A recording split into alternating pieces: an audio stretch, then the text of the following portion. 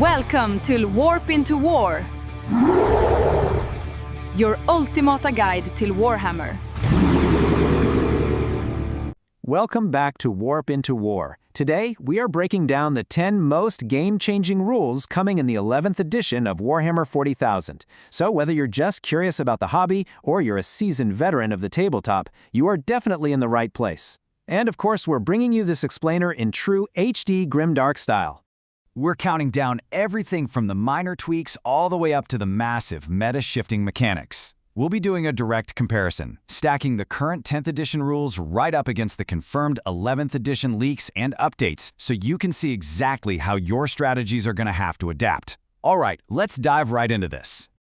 Kicking things off at number 10, we've got a massive shift coming to the charge phase. Okay, so in 10th edition, you had to declare all of your targets before you ever picked up your dice. If you failed that charge, your unit was left completely stranded, right out in the open like sitting ducks. But now, you roll your charge distance first.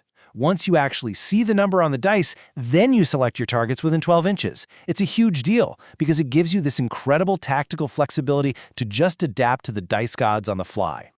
So let's see how that tactical shift builds into our next big change at number 9, looking at how unit coherency is tightening up the battlefield. Horde players, listen up! The new rule introduces a strict 9-inch limit. That means every single model must now be within 9 inches of every other model in the unit.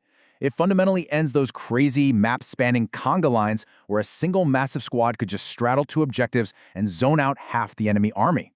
Stepping into the 8th spot, we're finding a much harsher reality coming to battle shock mechanics. Morale is about to become a lot more punishing. Previously, you only tested for battle shock when you fell below half strength. Now, you test when you're at exactly half strength. Meaning if you have a 2-model unit and lose one guy, boom, test immediately. And it gets worse. A shocked unit's objective control stat doesn't just drop to 0 anymore, it drops to a literal dash. That means it absolutely cannot be buffed back up. Oh, and you can't use stratagems to auto-pass these tests anymore either. Coming in at number 7, artillery commanders. You really need to pay attention here, because indirect fire is getting a major rework. Under the old rules, artillery could just fire blind to targets they couldn't see and take a flat -1 penalty to hit. Not anymore. Indirect fire now forces true synergy. If you fire completely blind, you're only scoring a hit on a natural 6. If you actually want to use your normal ballistic skill, you have to risk a friendly spotting unit getting line of sight to call in the strike. It makes this kind of warfare so much more interactive. Down at number 6, we're seeing a fundamental change to how we punish enemy movement with Overwatch. Instead of interrupting your opponent mid-move to blast them, Overwatch is now resolved entirely at the end of the phase. Your opponent actually gets to complete their maneuvers first. This is totally going to force you to think so much more carefully about setting up your firing lanes and positional traps. Halfway through our countdown at number 5, and things are getting incredibly up close and personal with engagement range. Previously, engagement range was just this strict 1-inch bubble that acted like an invisible brick wall. Well, now it's doubled to 2 inches, and here's the kicker. You can actually move right through an enemy's engagement range during the movement phase. This completely rewrites how units navigate around combat and terrain. Number 4 is going to drastically streamline the pace of the game by officially baking fast dice rolling into the core rules. Instead of just being a courtesy agreement or a common convention between players, the core rules now officially codify rolling all your identical weapon attacks together.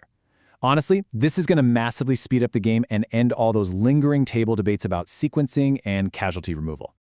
Breaking into the top 3, we have a massive physical shift in how we actually control the battlefield itself. You can officially say goodbye to those flat, abstract 40mm objective circles that let units just toe-touch the very edge to score points while completely hiding behind a solid wall. Objectives are now actual, physical terrain features on the board. They interact with line of sight, they provide cover, and you have to physically commit your models to holding that ground. Just missing the top spot is number 2, introducing the mysterious new hidden mechanic.